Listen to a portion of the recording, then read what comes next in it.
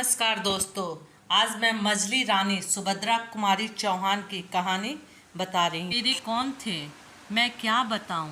वैसे देखा जाए तो वे मेरे कोई भी ना होते थे। होते भी तो कैसे।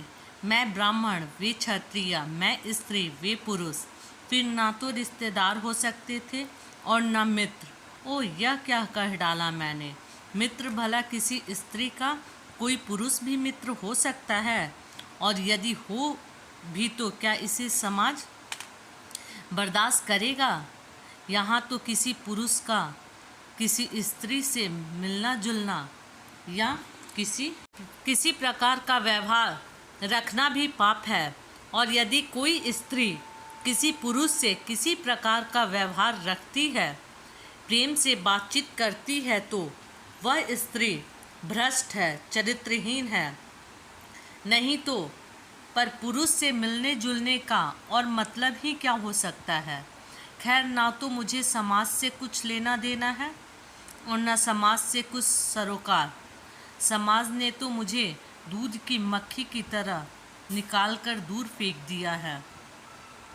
फिर मैं ही क्यों समाज की परवाह करूं। मेरे माता पिता साधारण स्थिति के आदमी थे। परिवार में माता पिता के अतिरिक्त मुझसे बड़े मेरे 3 भाई और थे। मैं सबसे छोटी थी। छोटी होने के कारण घर में मेरा लालन पालन बड़े प्यार से हुआ था।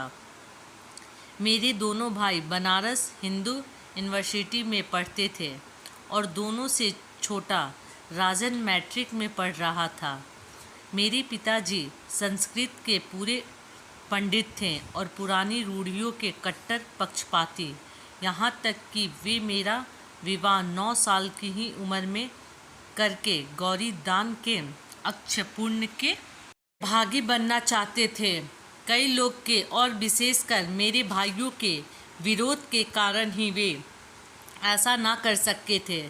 जब मैं 5वीं अंग्रेजी में पढ़ रही थी और मेरी आयु 14 साल के लगभग थी, तब मेरे माता पिता को मेरे विवाह की चिंता हुई। योग्य वर की खोज में थे कि संयोग से ललितपुर के तालुकेदार राजा राम मोहन राय हमारे कस्बे में शिकार खेलने के लिए आए। कस्बे से लगा हुआ ही एक बड़ा जंगल था, जहां शिकार खेलने का अच्छा मौका था। उनका खेमा जंगल से बाहर कस्बे के पास ही था। कस्बे वालों के लिए यह एक खास तमाशा भी हो गया था। उनके टेंट में कभी ग्रामोफोन बजता और कभी नाच गाना होता है। लोग बिना पैसे के तमाशा देखने को झुंड के झुंड जमा हो जाते। एक दिन मैं ही राजन और पिताजी के साथ राजा साहब के डेरे पर गई। मेरे पिताजी की राजा साहब से जान पहचान हो गई थी। हम लोग उन्हीं के पास जाकर कुर्सियों पर बैठ गए। राजा साहब ने हमारा बड़ा सम्मान किया। लौटते समय उन्होंने हम लोगों को अपनी ही सवारी पर भेजा और साथ में बहुत से फल, मेवा और मिठाइयाँ इत्यादि भी रखवा दी। कस्बे के कई लड़कियाँ और लड़कों ने मुझे राजा साहब की सवारी पर लौटते हुए उत्सुक नेत्रों से देखा, किंतु उस सवारी पर बैठकर मैं अनुभव कर रही थी कि जैसे मैं भी कहीं की रानी हूँ और मैंने उनकी ओर आँख उठाकर भी न देखा। एक दिन राजा साहब ने स्वयं पिताजी को बुलावा भेजा और उनसे मिलकर 2-3 घंटों बाद जब पिताजी लौटे तो इतने प्रसन्न थे कि उनके पैर धरती पर पड़ते ही ना थे। ऐसा मालूम होता था कि वे सारे संसार को जीतकर आ रहे हैं। आते ही उन्होंने मेरी पीठ ठोकी और माँ से बोला, लो, इससे अच्छा और क्या हो सकता था। तारा का विवाह राजा साहब के मझले लड़के से तय हो गया। माता पिता दोनों ही इस संबंध से बड़े प्रसन्न हुए। मेरे भाइयों ने जब सुना कि तारा का विवाह एक तालुकेदार के विलासी लड़के से जो सामूली हिंदी पढ़ा लिखा है तय हुआ है तो उन्होंने इसका विरोध किया, किंतु उनके विरोध को कौन सुनता था। पिताजी को अपनी हठ पकड़े उनकी समझ में इससे अच्छा घर और वर मेरे लिए कहीं मिल ना सकता था। सबसे अधिक आकर्षक बात तो उनके लिए थी वह कि वर बहुत बड़े खानदान विश्वे कन्वाजियों के घर का लड़का था। फिर राजा से रिश्तेदारी करके कस्बे में उनकी इज्जत बढ़ ना जाएगी क्या। इसके अतिरिक्त विवाह का प्रस्ताव भी तो स्वयं राजा साहब ने किया था, नहीं तो भला मामूली हैसियत के मेरे पिताजी यह प्रस्ताव कैसे ला सकते थे। से बढ़कर बात तो यह थी कि दहेज के नाम से कुछ ना देकर भी लड़की इतने बड़े घर में ब्याही जाती थी। फिर भला इतने बड़े बड़े आकर्षणों के होते हुए भी पिताजी इस प्रस्ताव को कैसे टाल देते जी। मेरी किस्मत की सराहना करके कहते मेरी तारा तो रानी बनेगी। रानी बनने की खुशी में मैं फूली फूली फिरती थी। भाइयों का विरोध करना मुझे अच्छा न लगता था, किंतु मैं उनके सामने कुछ कह न सकती थी। खैर भाइयों के बहुत विरोध करने पर भी मेरा विवाह मझली राजा मनमोहन के साथ हो ही गया। फूलों से सजी हुई मोटर पर बैठकर मैं ससुराल के लिए रवाना हुई। हमारे कस्बे और ललितपुर के बीच में केवल 27 मिलीमीटर का अंतर था, इसलिए बारात मोटर से ही आई और गई थी। जीवन में पहली बार मोटर की सवारी पर बैठी थी। मुझे ऐसा मालूम होता था जैसे हवा में उड़ रही हूँ। 27 मीली तक मोटर पर बैठने के बाद भी जीना भरा था। यही चाहती थी कि रास्ता लंबा होता जाए और मैं मोटर पर घुमा करूं, किंतु क्या यह संभव।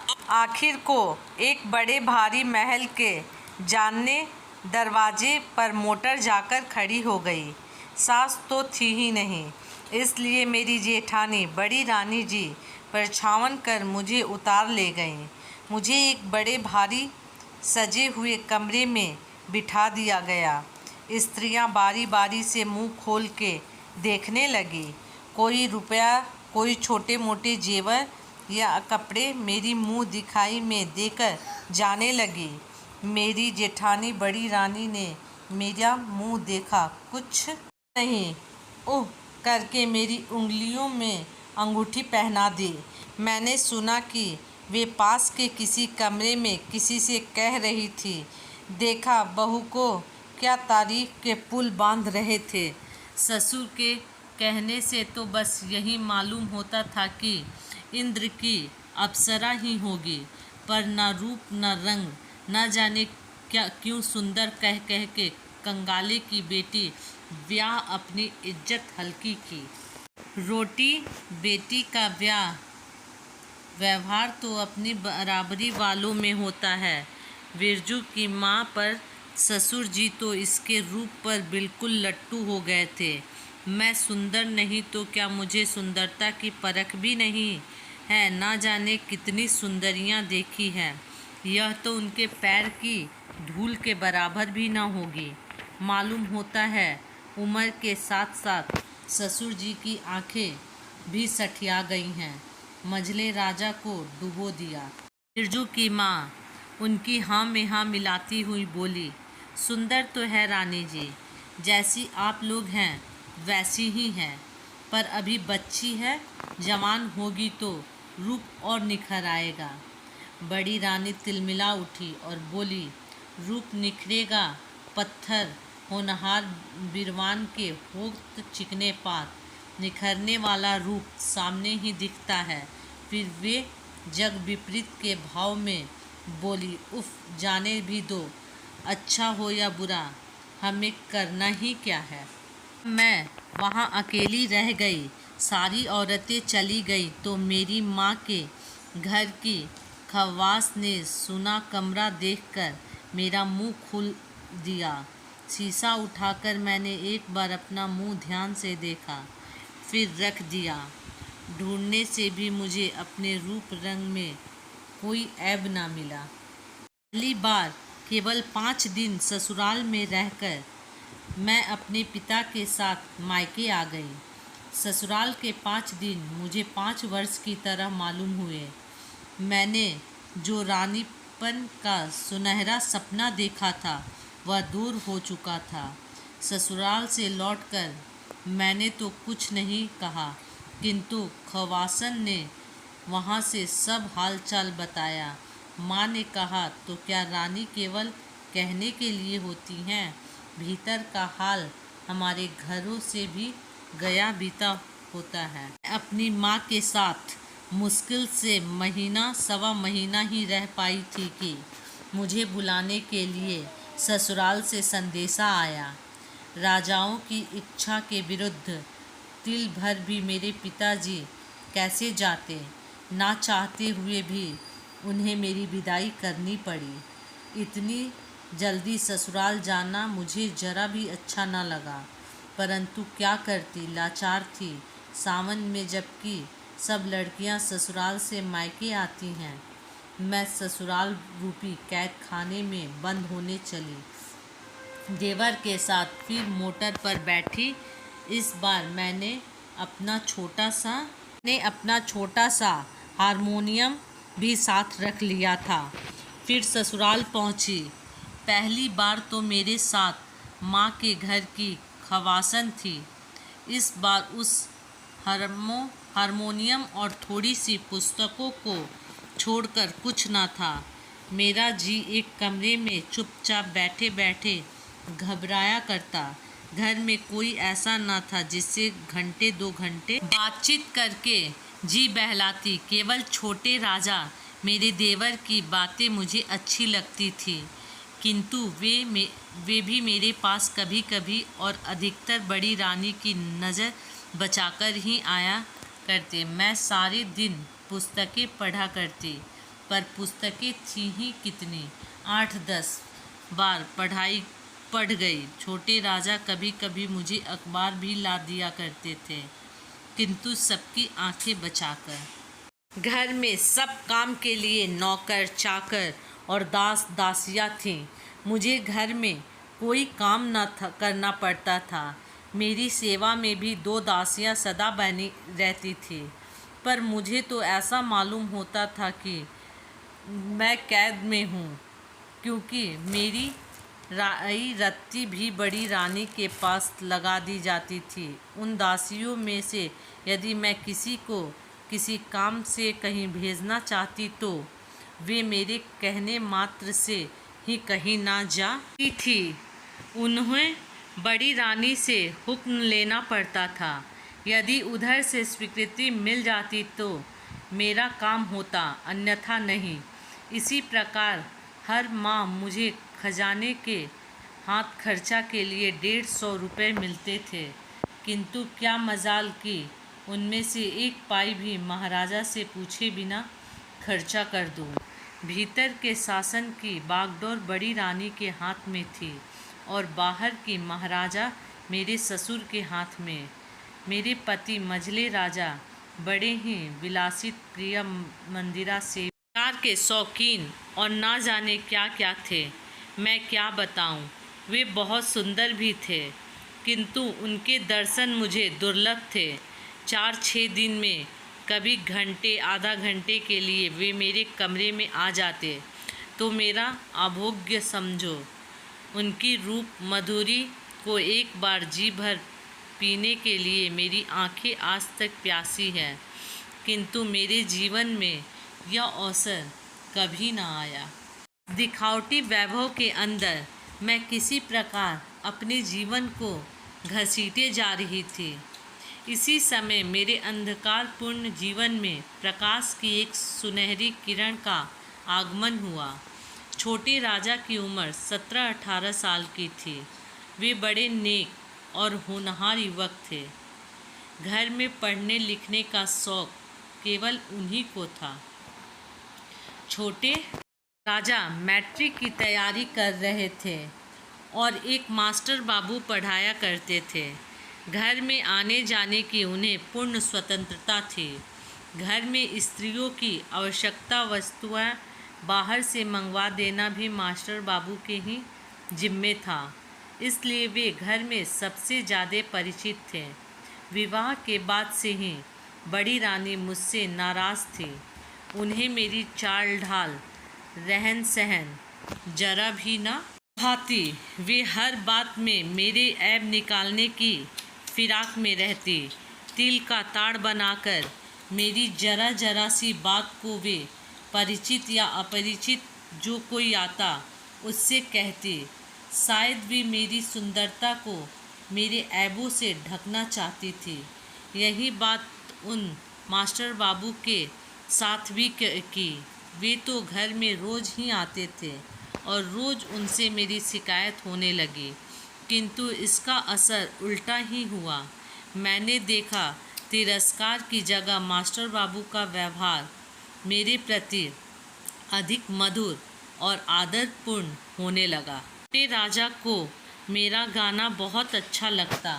वे बहुत मुझसे गाने के लिए आग्रह करते थे। मुझे तो अब गाने बजाने की और कोई विशेष रुचि रह न गई थी, किंतु छोटे राजा के आग्रह से मैं अब भी कभी कभी गा दिया करती थी। एक दिन की बात है, जाड़ी के दिन थे, किंतु आकाश बादलों से ढका था। मैं अपने कमरे में बैठी एक मासिक पत्रिका के पन्ने उलट पलट रही थी। इतने में छोटे राजा आए और मुझसे बोले, मंजली भाभी, मुझे गाकर सुनाओ। बहुत टाल मटोल की, किंतु छोटे राजा ना माने और उन्होंने बाजा उठाकर सामने रख दिया। मैंने हारमोनियम पर गीत गोविंद का यह पद छेड़ा, विरहत हरिहर सरस बिसंते, नित्य युवती नैन सम सखी विराहे से दुर्वंते, ललित लवंग लता परिसलन, कोमल मलय समीर, मधुर निकर कर कोकिल कुंजत कुटीर। मास्टर बाबू भी ना जाने कैसे और कहाँ से आए, पीछे चुपचाप खड़े हो गए। छोटे राजा की मुस्कुराहट से मैं भाग गई। पीछे फिर कर जो उन्होंने देखा तो हारमोनियम सरकाकर मैं चुपचाप बैठ गई। वे भी हंसकर वहीं बैठ गए और बोले, मझली रानी, आप इतना अच्छा गा सकती हैं, मैंने आज ही जाना। छोटे राजा, अच्छा ना गाती तो होती तो क्या मैं मूर्ख था जो इनके गाने के पीछे अपना समय नष्ट करता। यह बातें हो रही थी कि दूसरी तरफ से पैर पटकती हुई बड़ी रानी कमरे में आई। क्रोध से बोली, यह घर तो अब भले आदमी का घर कहने लायक रह ही नहीं गया। लाज शर्म तो सब से धोके पी लो। बाप रे बाप, हद हो गई। जैसे हल्के घर की है वैसे ही हल्की बातें यहाँ भी करती है। पास पड़ोस वाले सुनते होंगे तो क्या कहते होंगे। यही ना कि मंझले राजा की रानी डंडियों की तरह गा रही है। बाबा, इस स्कूल में तो ऐसा कभी नहीं हुआ। कुल को तो ना लजवाओ देवी। बाप के घर जाना तो फितर क्या चाहे सड़क पर गाती फिरना, किंतु यह सब ना होने पावेगा। तुम्हें क्या घर के भीतर बैठी बैठी चाहे जो कुछ करो, वहाँ आदमियों को तो नाक कटती है। एक सांस में इतनी सब बातें कहकर बड़ी रानी चली गई। मैंने सोचा, शराब पीकर रंडियों की बाहों में बाहें डालकर टहलने में नाक नहीं कटती, गरीबों पर मनमाने जुल्म करने पर नाक नहीं कटती। नाक कटती है मेरे गाने से। सो अब मैं बाजे को कभी हाथ भी ना लगाऊंगी। उस दिन से फिर मैंने बाजे को कभी नहीं छुआ और ना छोटे राजा ने कभी मुझसे गाने का आग्रह किया।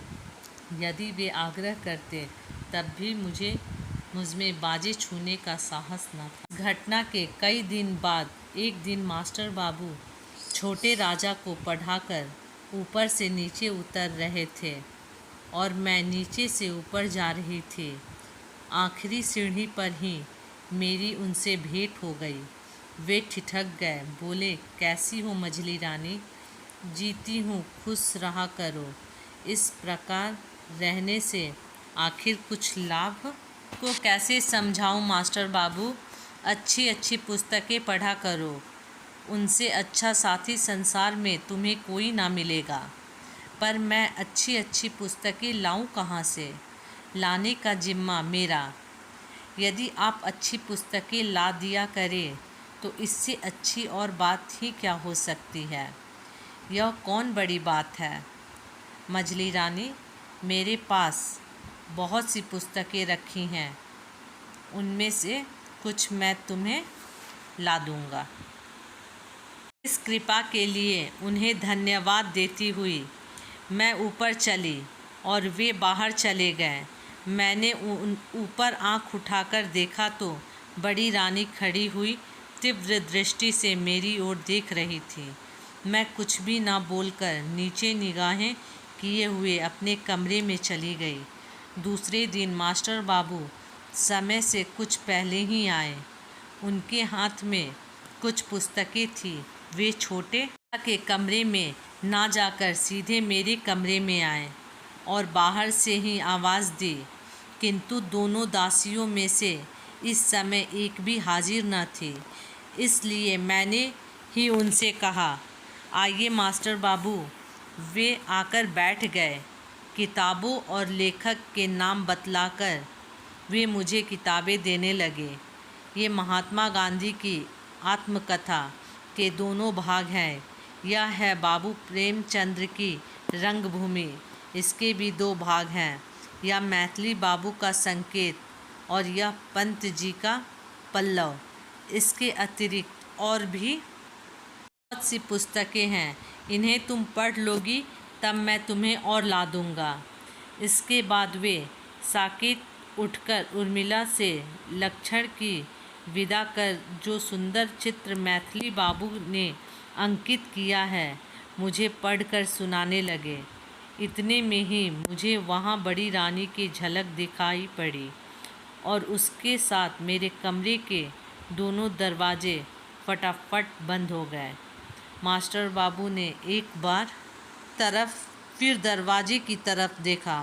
फिर वे बोले, भाई यह दरवाज़ा किसने बंद कर दिया है? खोल दो। जब कोई भी उत्तर ना मिला तो मुझे क्रोध आ गया। मैंने तीव्र स्वर में कहा, यह दरवाज़ा किसने बंद किया है? खोलो। क्या मालूम नहीं है कि हम लोग भीतर बैठे हैं? बड़ी रानी की कर्कश आवाज़ सुनाई दी। ठहरो, अभी खोल दिया जाएगा। तुम लोग भीतर हो नहीं दिखाने के लिए तो दरवाज़ा बंद किया गया है, पर देखने वाले भी तो जरा आ जाएं। यह नारकीय लीला अब ज़्यादा दिन तक न चलेगी। नारकीय लीला? मेरा माथा ठनका। हे भगवान, क्या पुस्तक पढ़ना भी नारकीय लीला है? इस प्रकार लगभग 15 मिनट हम लोग बंद रहे। गुस्से में मास्टर बाबू का चेहरा लाल हो रहा था। उधर बाहर बड़े राजा, मझले राजा और महाराजा जी की आवाज़ मुझे सुनाई दी और उसके साथ ही कमरे का दरवाज़ा खुल गया। बड़ी रानी बोली, मेरी बातों पर तो कोई विश्वास ही नहीं करता था। अब अपनी आँखों से देखो। आँखों देखो, धोखा तो नहीं खा रही है। आज तक मैंने मझले राजा की विलासी मूर्ति देखी थी, आज मैंने उनका रुद्र रूप भी देखा। क्रोध से पैर पटकते हुए बोले, किरण कुमार, इस कमरे में तुम किसके हुक्म से आए? मास्टर बाबू भी उसी स्वर में बोले, मुझे किस कमरे में जाने का हुक्म नहीं है।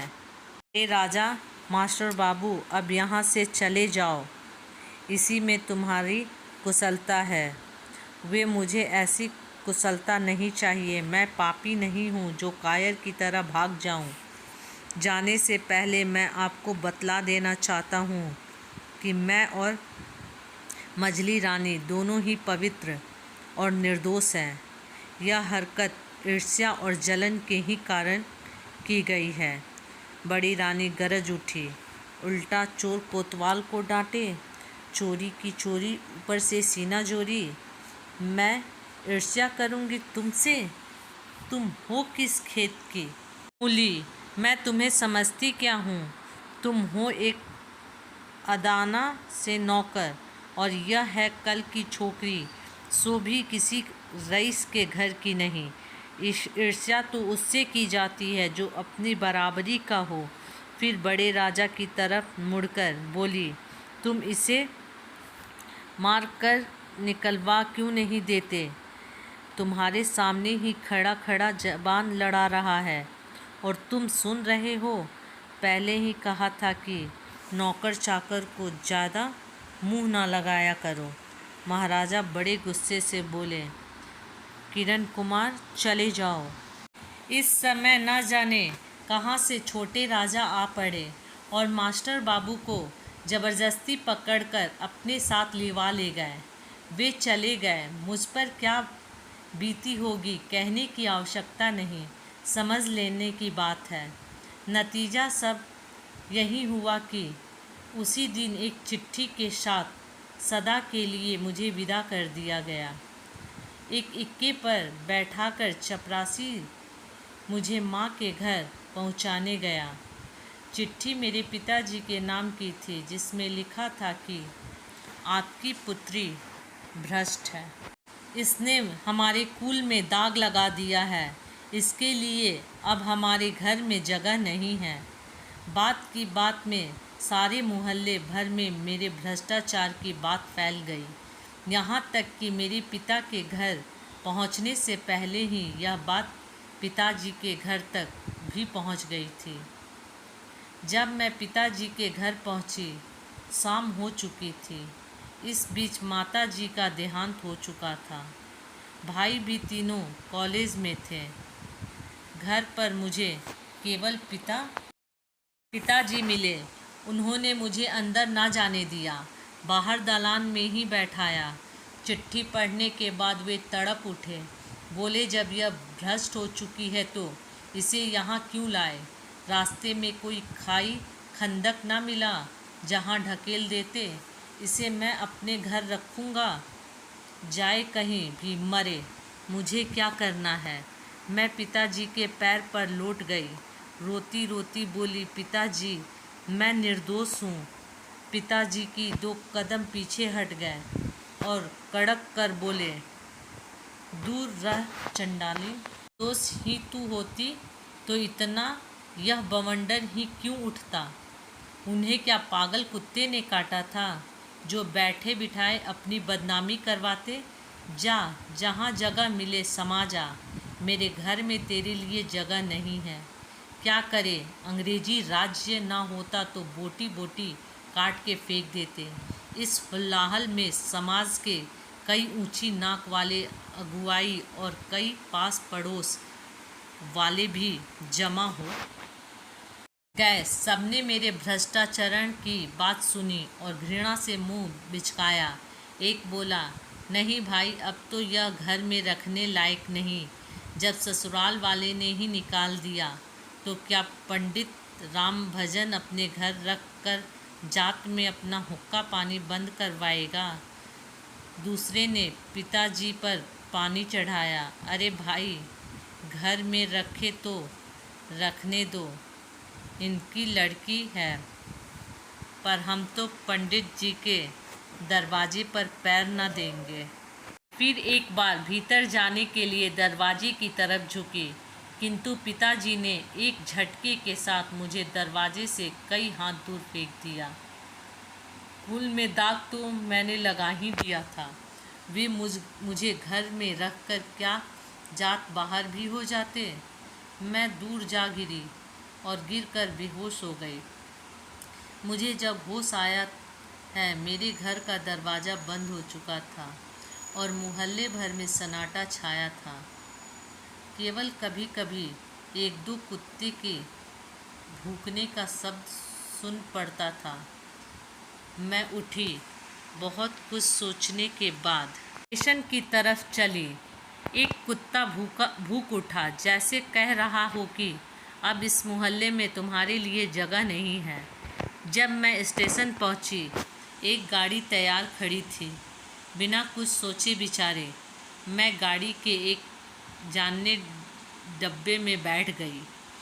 गाड़ी कितनी देर तक चलती रही, कहाँ कहाँ खड़ी हुई, कौन कौन से स्टेशन बीच में आए, मुझे कुछ पता नहीं। किंतु सवेरे जब कानपुर पहुंचकर रुक गई और एक रेलवे कर्मचारी ने आकर मुझे उतरने को कहा, तो मैं जैसे चौंक सी पड़ी। मैंने देखा पूरी ट्रेन यात्रियों से खाली हो गई है। स्टेशन पर भी यात्री बहुत कम थे। ट्रेन से उतरकर मेरी समझ में ही ना आता था कि कहाँ जाऊँ। कल इसी समय एक महल की रानी थी, आज उसके खड़े होने के लिए भी स्थान न था। बहुत देर बाद मुझे एकाएक ख्याल आया कि सत्य संग्रह संग्राम तो छिड़ा ही हुआ है, क्यों ना मैं भी चलकर स्वयं सेविका बन जाऊं और देश सेवा में जीवन बिता दूं। पूछती हुई मैं किसी प्रकार कांग्रेस दफ्तर पहुंची। वहां पर 2-3 व्यक्ति बैठे थे। उन्होंने मुझे पूछा कि मेरे पास कांग्रेस कमेटी का प्रमाण पत्र है। मैंने कहा नहीं, तो उन्होंने मुझे स्वयं सेविका बनने से इनकार कर दिया। इसके बाद मैं इसी प्रकार कई संस्थाओं और सुधारक के दरवाजे भटकी, किंतु मुझे कहीं भी आश्रय ना मिला। विवश होकर मैं भूखी प्यासी चल पड़ी, किंतु जाती कहाँ। थककर एक पेड़ के नीचे बैठ गई। मैंने अपनी अवस्था पर विचार किया। मैं आज रानी से पथ की भिखारन हो चुकी थी। सामने अब भिक्षावृत्ति को छोड़कर दूसरा उपाय ही क्या था। इसी समय न जाने कहाँ से एक भिखारिन बुढ़िया भी उसी पेड़ के नीचे गई। छोटी छोटी पोटलियाँ लिए हुए आकर बैठ गई। बड़े इत्मीनान के साथ दिन भर के मांगे हुए आटे, दाल, चावल को अपने चिथड़े में अच्छी तरह बांधकर बुढ़िया ने मेरी तरफ देखा। मैंने भी उसकी ओर देखा। दुख में एक प्रकार का आकर्षक होता है, जिसने क्षण भर में ही हम दोनों को एक कर दिया। भिखारिन बहुत बूढ़ी थी, उसे आँख से कम दिखाई पड़ता था। भिक्षावृत्ति करने के लिए अब उसे किसी साथी या सहारे की ज़रूरत थी। मैं उसके साथ रहने लगी। कई बार मैंने आत्महत्या करनी चाही, किंतु उस समय ऐसा मालूम होता था कि जैसे कोई हाथ पकड़ लेता हो। मैं आत्मघात भी ना कर सकी। लगातार 1 साल तक भिखारिन के साथ रहकर मुझे भीख मांगना ना आया। आता भी कैसे। मैं बुढ़िया का हाथ पकड़कर उसे सहारा देती हुई चलती, भीख वहीं मांगा करती। मैं जवान थी, सुंदर थी। फटे चिथड़े और मैले कुचैले वेश में भी मैं अपना रूप न छिपा सकी। मेरा रूप ही हर जगह मेरा मन हो जाता। अपने सतीत्व की रक्षा हेतु मुझे बहुत सचेत रहना पड़ता था और इसलिए मुझे जल्दी जल्दी स्थान बदलना पड़ता था। मेरे वदन की साड़ी फटकर तार तार हो गई थी। वदन ढूंढने के लिए साबित कपड़ा भी न था। प्रयाग में माघी अमावस्या के दिन बड़ा भारी मेला लगता है। बुढ़िया ने कहा, वहाँ चलने पर हमें 4 महीने भर खाने को मिल जाएगा और कपड़े के लिए पैसे भी मिल जाएंगे। मैं बुढ़िया के साथ पैदल ही प्रयाग के लिए चल पड़ी। मांगते खाते कई दिनों में हम लोग प्रयाग पहुँचे। यहाँ पूरे महीने भर मेला रहता है। दूर दूर के बहुत से यात्री आते हैं। हम लोग रोज़ सड़क के किनारे एक कपड़ा बिछाकर बैठ जाते और दिन भर भिक्षा मांगकर शाम को एक पेड़ के नीचे अलावा जलाकर सो जाते। एक दिन इसी प्रकार शाम को दिन भर की भिक्षावृत्ति के बाद लौट रहे थे। एक बग्घी निकली जिसमें कुछ स्त्रियां थीं। बुढ़िया एक पैसे के लिए हाथ फैलाकर गाड़ी के पीछे पीछे दौड़ी। कुछ देर बाद गाड़ी के अंदर से एक पैसा फेंका गया। शाम को धुंधले प्रकाश में बुढ़िया जल्दी पैसे देख न सकी। वह पैसे देखने के लिए कुछ देर झुकी रही। उसी समय एक मोटर पीछे से और एक सामने से आ गई। बुढ़िया ने बचना चाहा, मोटर वाले ने भी बहुत बचा। बुढ़िया मोटर की चपेट में आ ही गई। उसे गहरी चोट लगी और उसे बचाने की चेष्टा में मुझे भी काफ़ी चोट आई। जिस मोटर की चपेट में हम लोग लगी थी उस मोटर वाले ने पीछे मुड़कर देखा भी नहीं, किंतु दूसरी मोटर वाले रुक गए। उसमें से 2 व्यक्ति उतरे। मेरे मुंह से सहसा एक चीख निकल गई। कई दिनों तक लगातार बुखार के बाद जिस दिन मुझे होश आया, मैंने अपने आप को एक जानने मती के आपको खाट से उठना नहीं है। क्यों मैं भिखारिन, मुझे ये सफ़र साफ सुथरे कपड़े, नरम नरम बिछौने क्यों चाहिए? कल से तो मुझे फिर वहीं गली गली की ठोकरें खानी पड़ेगी। ना उनकी बड़ी बड़ी आंखें सजल हो गईं।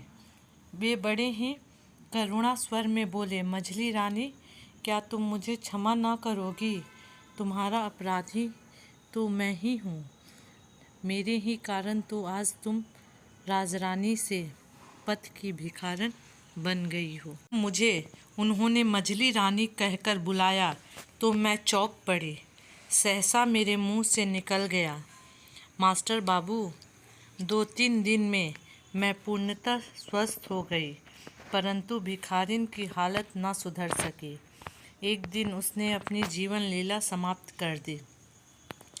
उसके अंतिम संस्कारों से निवृत्त होकर मैं मास्टर बाबू के साथ उनके बंगले में रहने लगी, किंतु मैं अभी तक जान सकी कि वे मेरे कौन हैं। वे मुझ पर माता की तरह ममता और पिता की तरह प्यार करते हैं, भाई की तरह सहायता और मित्र की तरह नेक सलाह देते हैं, पति की तरह रक्षा और पुत्र की तरह आदर करते हैं। कुछ ना होते हुए भी वे मेरे सब कुछ हैं और सब कुछ होते हुए भी वे मेरे कुछ नहीं हैं। दोस्तों, यदि मेरी कहानी अच्छी लगे तो लाइक, सब्सक्राइब, कमेंट और शेयर ज़रूर करें।